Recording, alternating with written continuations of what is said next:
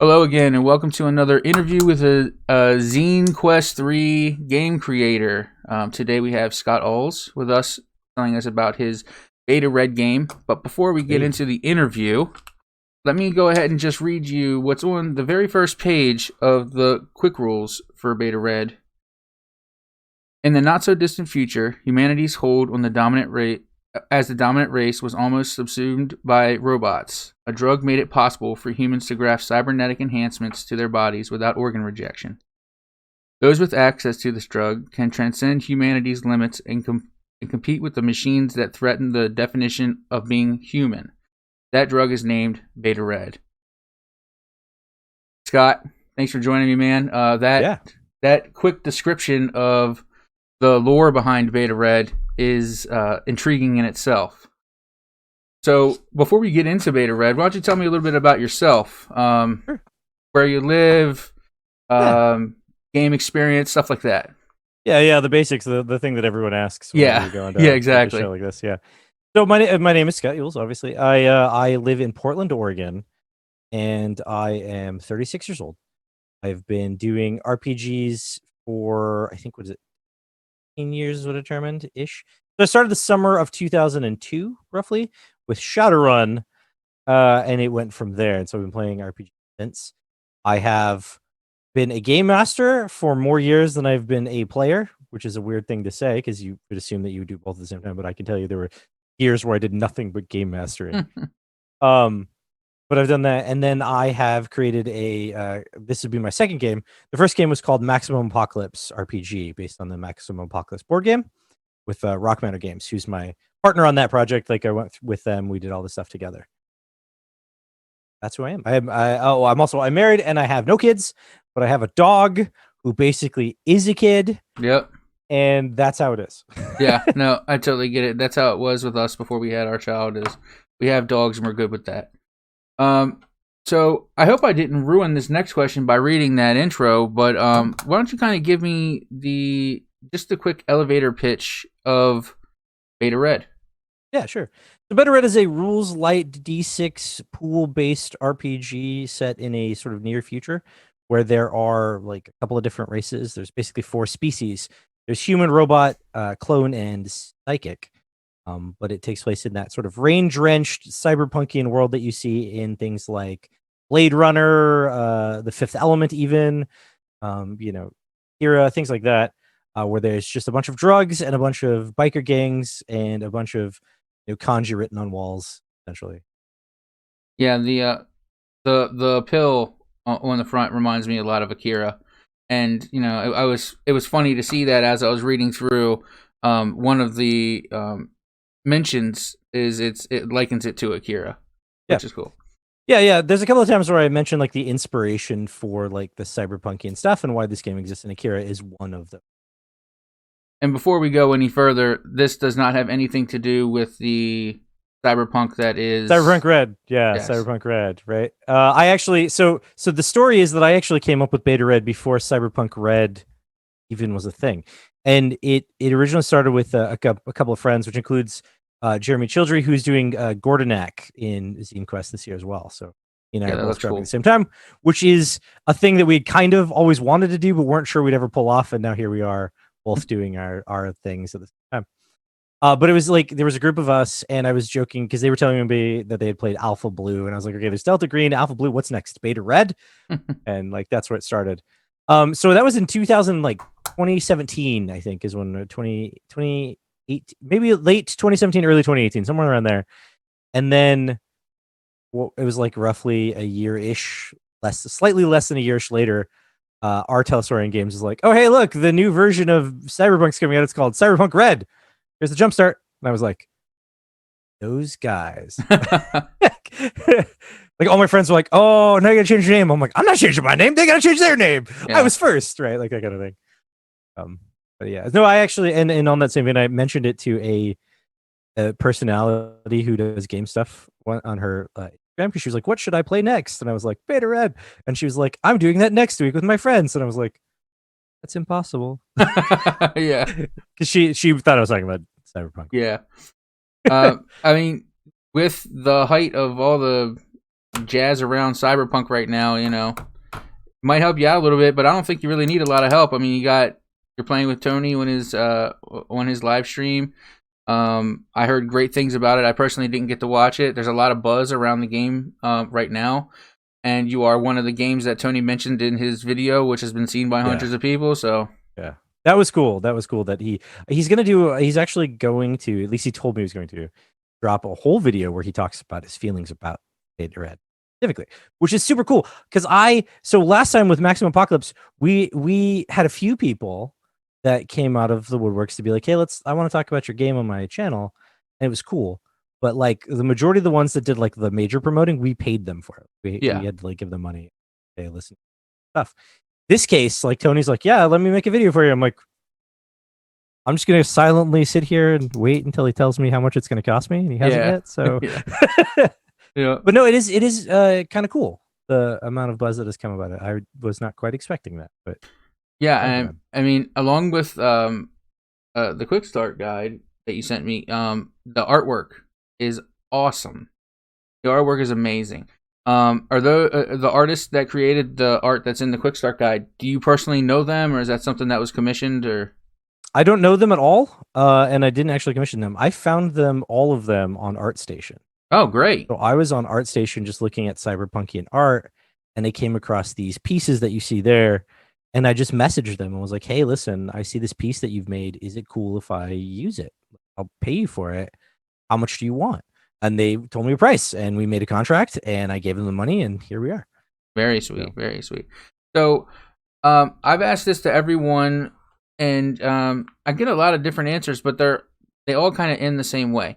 So I guess my question is, why Zine Quest and not just any other regular everyday putting your game out there? Yeah, I mean, that was a question for me, like why because I did Maximum Apocalypse, we did just in the middle of the summertime, no special like events or anything, just summer. With Zine Quest, there's two kind of reasons for it. One, so Heroic Studios Gaming, which is the gaming company title for this particular project, I just incorporated. It's been since like November. Only been a couple of months.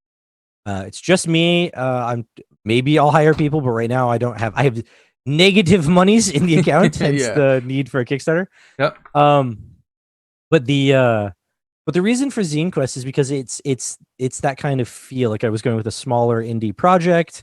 Wanted to make it A5 because I kind of like that from some of the zines I've gotten. And I thought that was like kind of the right size for what this project. Even though it's getting chunkier and chunkier, as Tony pointed out. But I think it's because like I chose Zine Quest because it's an event that they do that I enjoy, or have been enjoying as a backer. I think I got like 5 things last year and like 1 thing the first year, but like I'm really into like a lot of the stuff coming out this year. I more, so maybe this might be the 10 year where I get 10 of them. But so I thought it was like a cool project. It's a cool event anyway. And also it's designed for people that are smaller companies, projects that know that they're producing. So jumping in on the Zine Quest just sort of helps like be part of that event, and also it promotes those things. Like Kickstarter will put like you can click like Zine Quest and it'll give you the giant list of everything going on. Yeah. There's no, from a marketing perspective, it's really helpful for kind of small type.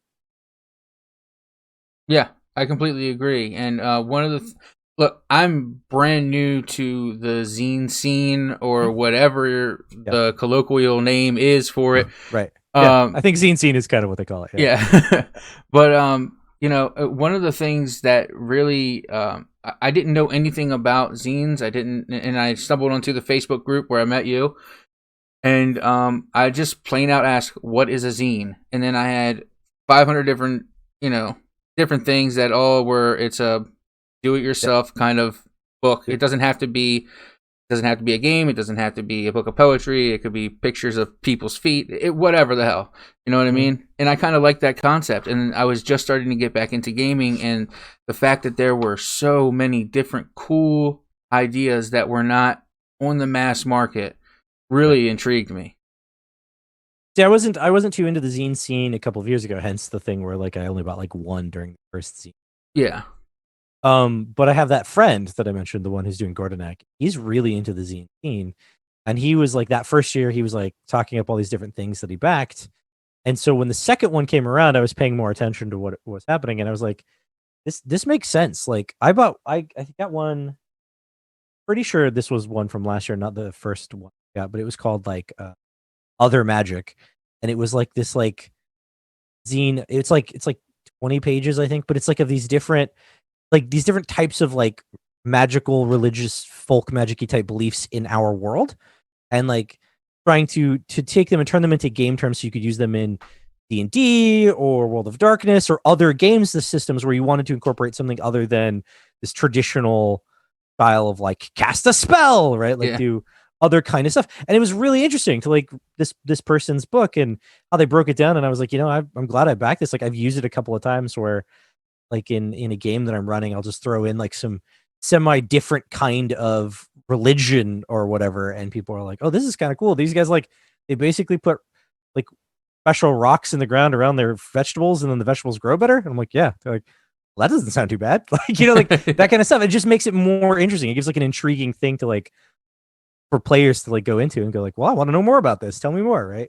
Yeah. And it's based off of stuff that really exists in like that people believe in our world. And so it like voodoo, for example, is one of the ones that are so it allows for that connection for people to be like, oh yeah, I never really thought that voodoo might exist in like a D&D-esque setting. Right. Yeah. Yeah, that kind of thing.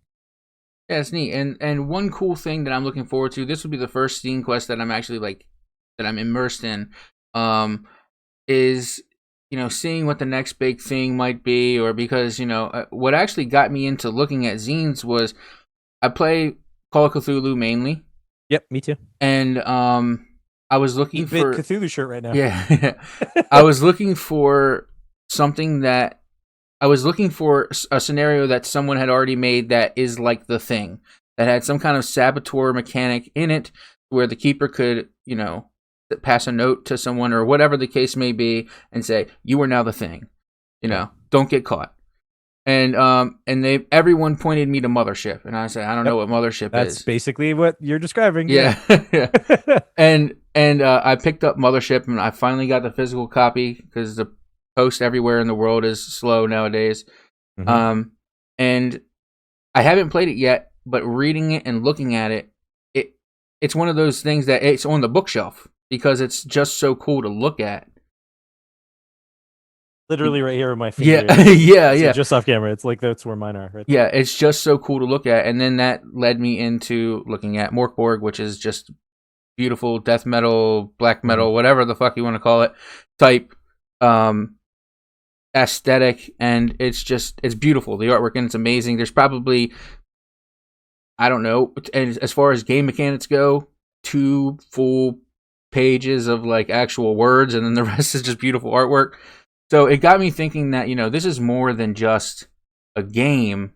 There's people are really putting some real creativity behind this kind of stuff, and I like that. I like it for the art aspect of it as well as the brand new game discovering aspect. Yeah, when you get like with zines, you get a lot of modules or like bringing back old things stuff. So you get what the majority of them you get are things like what you're describing, where you have like a scenario for Mothership, for example, or a setting like Gordonak, where you have like a setting for Mothership, that kind of. That's where you get a lot of zines. That's what you get in the zine quest stuff. A lot of zines like, and that's really cool for people who want to branch out from the traditional. Like it's like third party, but it's like a third party that's like smaller time, right? So we're not talking about the third party companies that have like hardbound books and they cost like $60. We're talking about like a couple of guys or one person, right? Lady in an attic being like, hey, I've got this cool idea for this scenario or this, mushroom world or something. And I'm gonna throw it out there, and like people can pick it up and use it and roll with it and have fun with these cool original ideas that isn't going to cost me $1 million to try to produce. Yeah, exactly. Yeah. It's like you have that one really cool homebrew scenario and you can kind of put it out there. Yeah, really. Yeah. And it allows for the people that do like the main reason why I thought that I could make an RPG in the first place was because I had done a lot of homebrew stuff. A lot of homebrew.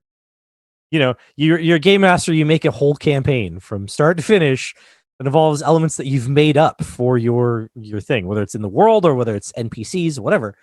Organizations that don't really exist in the US government, but you made them exist, right? Yeah. Yeah. And so you spend a lot of time designing all that stuff, and it's like the game design is really just taking the next step of like taking that idea and then like putting it in a book, and that's the next step, like publishing it. And so the zine kind of concept is pretty cool because that's basically what it did. People going like, "Hey, listen, it's not super well written. It's just me. This is me in my basement. I'm gonna make a thing. Hope you like it. Yeah. $5, right? Like that's what it is. Like And the way you describe it is like me and 3 of my best friends just started a band. We're gonna have a show at our house. Bring $5 and a case of beer. Yeah, it's $5 or a case of beer. Yeah, right? That's what it boils down like. Yeah, exactly. So, speaking of the game and Kickstarter and like kind of the money side of it, we know, and I say this during every interview, that backing doesn't mean buying. Yeah, correct. I have a pretty good feeling that yours is going to be pretty successful just because of the buzz that's around it. But I know that one of the things I look for is backer tiers and what comes with the tiers. Would you like to explain a little bit about what the tiers are for your game? Sure. There's only 3. I went real simple on this one. We went pretty simple with Maximum Apocalypse too, so I'm just sort of piggybacking on my previously successful Kickstarter. Like essentially the guy that I worked with there is pretty good at Kickstarter, so I was just kind of looking at what he did and following that template But there are 3 tiers. We've got the $1 tip jar tier if you want to throw some money at the project, which can also be as much money as you want. Because I know that like people who know me but don't necessarily play games like threw money at Maximum Apocalypse. So like, here's $10, here's $20. Like, cool. That's pretty cool. So I've got a tip jar for that in case anyone wants to just throw money at it, and be like, here's some money. I don't want anything, but give me, make it happen. Or like I'm gonna throw $1 in and then wait and make sure that you make it to the end, and then I'm gonna make sure that I bump it up at the very end. Yeah. But then the second tier is the PDF tier, where it's going to be just the PDF of the product, fully done. And then and any updates, like it's got like character sheets and all that other stuff that come along with it. And then if there's an update, obviously, as you have it, it'll drive through RPG. And then the third and final tier is the physical backing tier. Get the book autographed by me. I agreed to autograph all of them, so hopefully it's a reasonable number of them. I hope you sell 1,000 of them now. Yeah, I'm actually like thinking that like that might be the thing that makes me sell like 2,000, and I have to do 2,000 autographs, right? I was like, well, I guess that was my fault, right? that was the thing. But there's that. So it's the autographed book plus the PDF, obviously. Yeah. If you get the physical book, you should get the PDF. This should be. I think nowadays, like all game books should just include like a code inside the front cover with the PDF. I agree. They don't, but they should. That's what I'm saying. I mean, they do it if you buy a vinyl, or they do it if you buy a CD. You get the digital download because some of us don't have record players, and I haven't seen a CD player in God only knows how many years. Well, and I know some game companies are coming to that, like Goodman Games. I bought one of their products, and that surprised me. The very first thing that happened when I opened the front cover was, "Here's your code for the digital PDF," and I was like, nice. "Oh, sweet, thanks." Hell yeah. Yeah.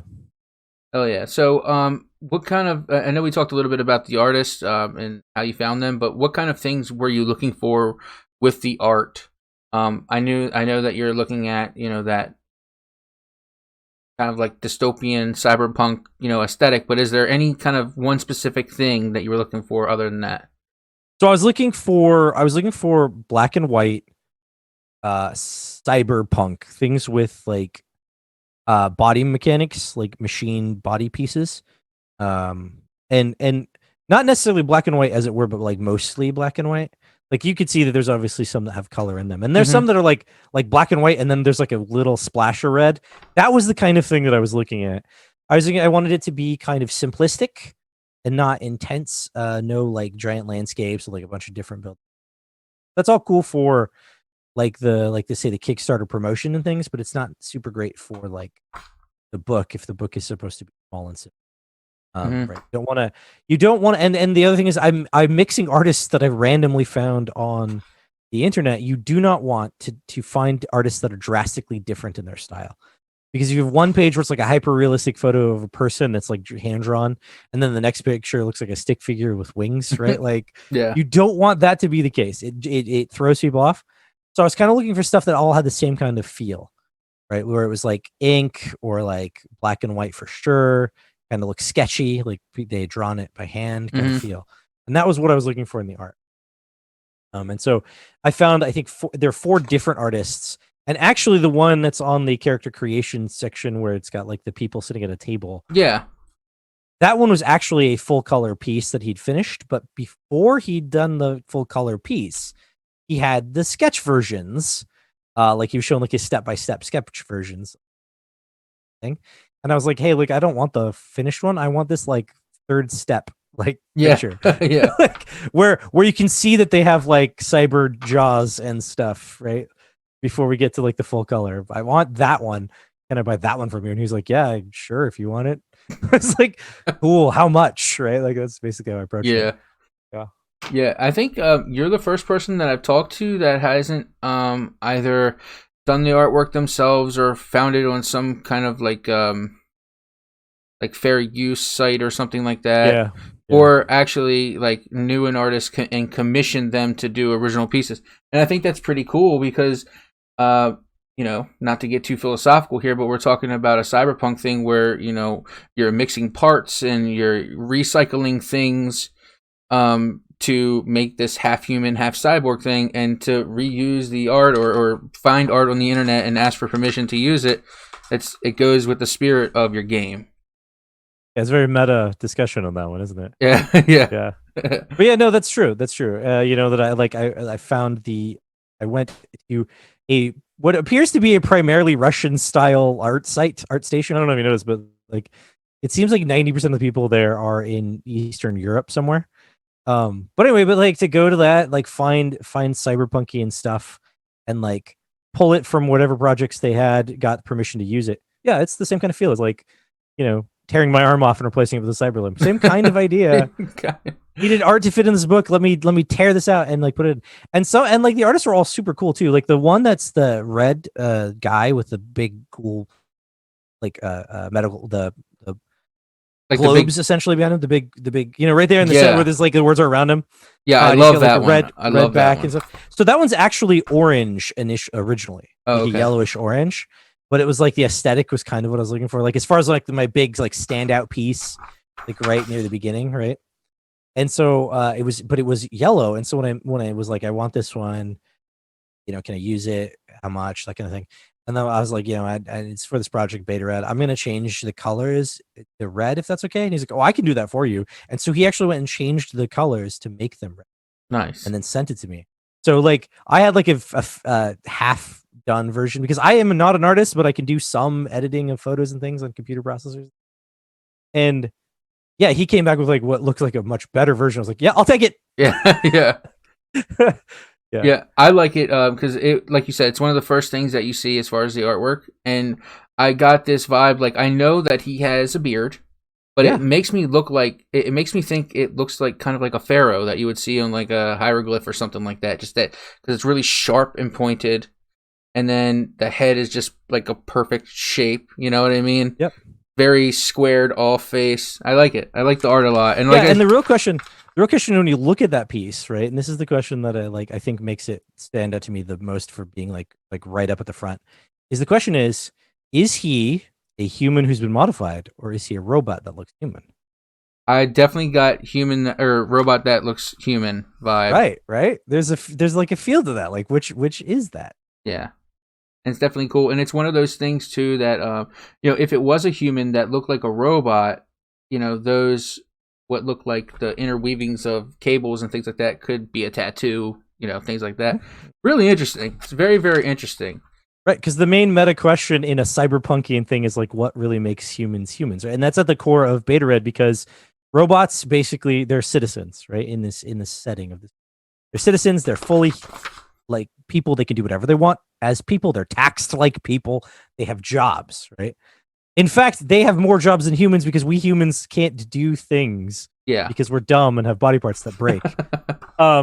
And so like that's the deal is like humans are trying to compete, hence the taking the drug Beta Red, getting enhancements, that kind of stuff.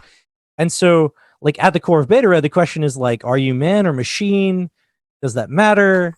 What do you do? Do you keep progressing? You know, are you going to keep building yourself up? And obviously, as starting characters, it's clear you're more human than robot because you're human robot, right? Mm-hmm. But like later on, when you have like 10 augmentations and stuff, like it's like a question like how human are you anymore, right? Like that's comes to that. Yeah, I like that very much like a you know, many people equate things like that to like Blade Runner, things like that.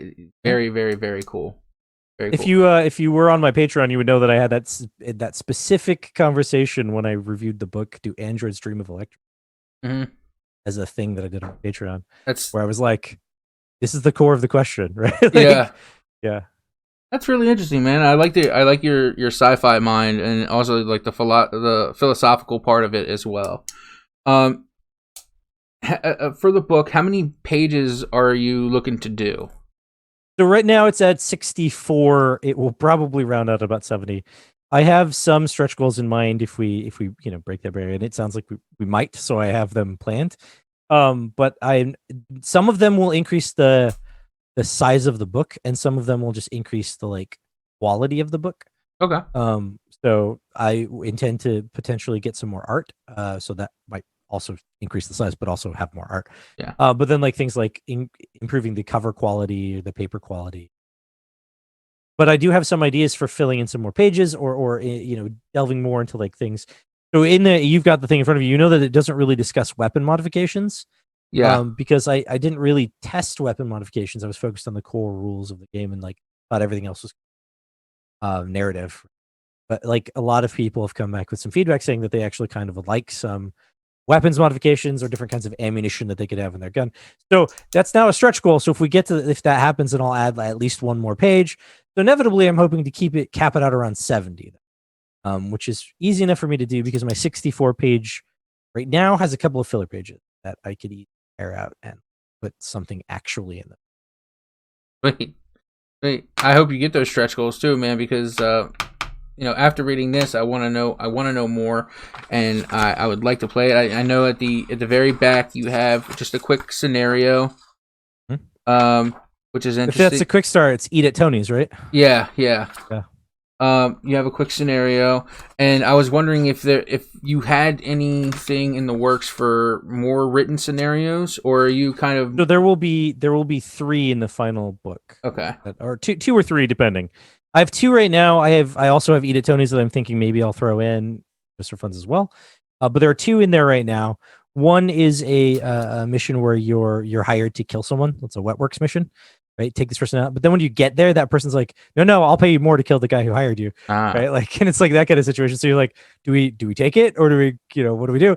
And then the second one is a scenario where like a fairly important person has he's being blackmailed for some emails that a company somehow got from him, probably because he was using their internet service or whatever.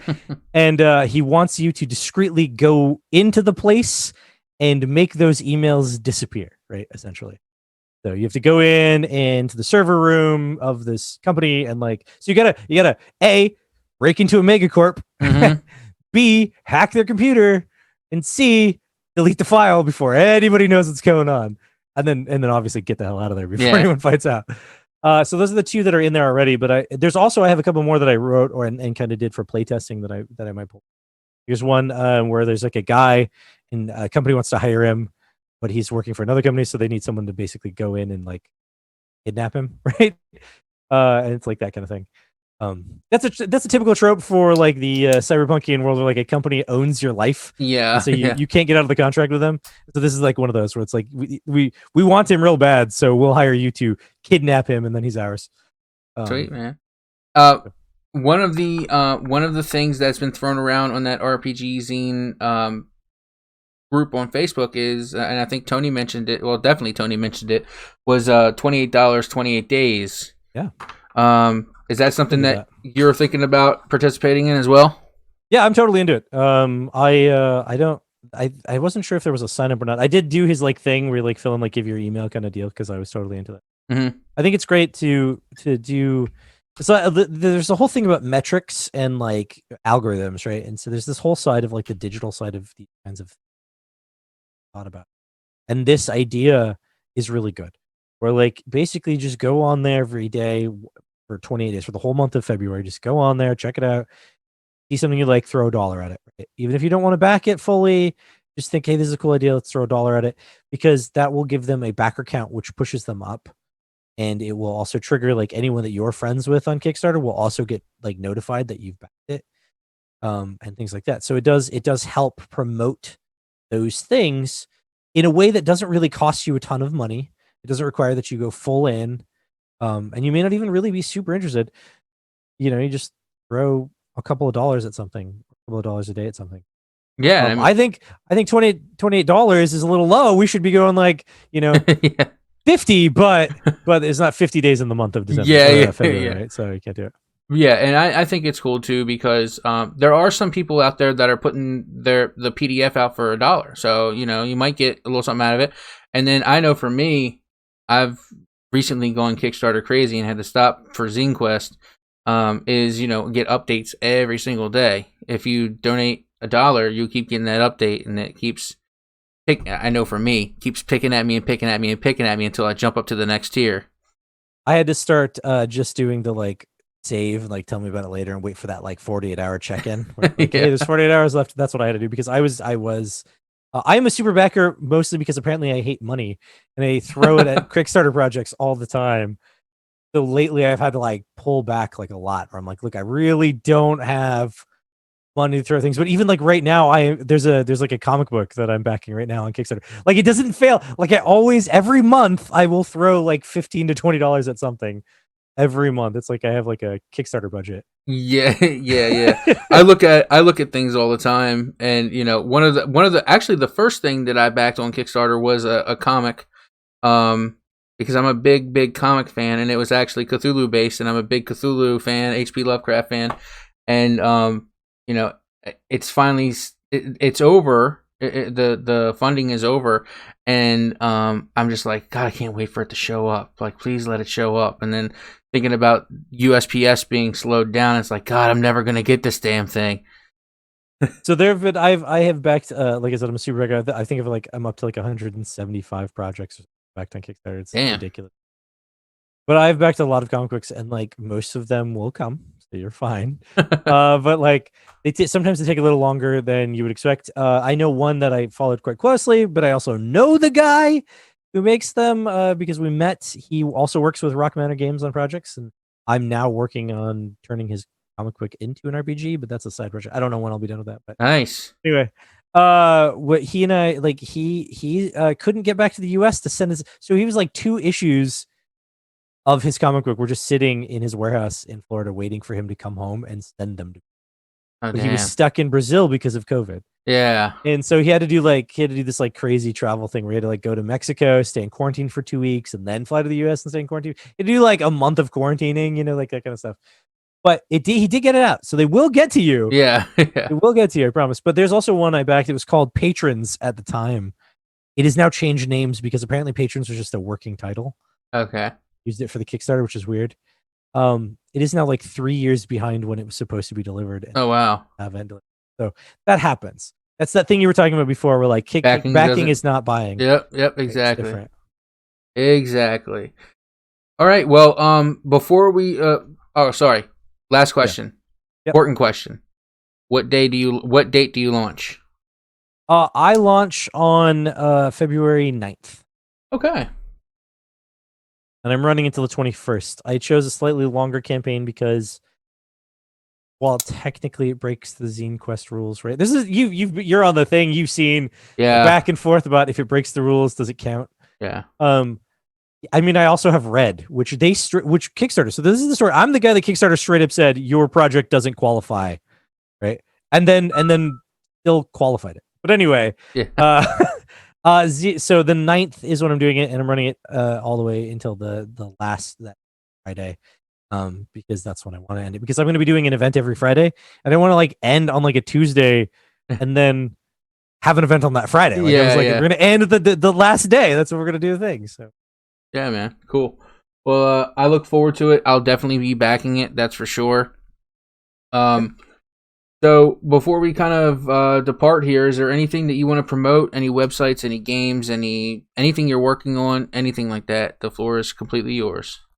Man, I mean, like people, if you don't know about Maximum Apocalypse, you should go find out about it. If you like post-apocalyptic games that have like aliens, and zombies, and kaiju, bandits, and killer robots, and time travel, and like you should look into that game if you like all of those things because they're all one big world. But it's Maximum Apocalypse. You can find it if you just Google it. You'll probably get led to Recommender Games is the board game of the same name. They produce it. They also are the one go through there. You'll find. So that's one. But you should also, if you can, if you have time, really look into Jeremy Childress' Gordonak. It is super, super cool. It's a really great setting for playing RPGs. It feels to me like the Warriors meets like Sand Dune. It's like, dude, if Dune took place, or if Warriors took place in the Dune world, that's what we're talking about. It's really cool. Oh, God help us all, man. That's one of the ones that's been on my radar too. Check it out. It's pretty cool. Yeah, pretty cool. But other than that, that's just you can join me on Discord. I have 2 Discords. I have one for Maximum Apocalypse because that's the one I started for that, and then I have one for my new company, which will cover anything that I make. Aside from Maximum Apocalypse, because I have another Discord for that. Yeah. But that's just both of them. They're discord.me for finding them. So discord.me and then /MARPG for Maximum Apocalypse. And then mine for the company is discord.me /Heroic Studios Gaming, which is 2 E's. So HEEROIC Studios Gaming. Gotcha. And I'll make sure to put that in the description as well. For me, you can find out more about Rollers of Relay at our link tree. It's Linktr.ee /RollersofRlyeh, where you can find links to our social medias, Ko-fi account, podcast links, video links, all that stuff. Just any way you can reach me, DM me, anybody who's listening, who cares, contact me. I'd love to talk to you. Scott, thanks a lot, man. I appreciate you talking about Beta Red. I appreciate you creating Beta Red. I appreciate you letting us see Beta Red, and I look forward to backing Beta Red. Thanks a lot, man. Have a good one.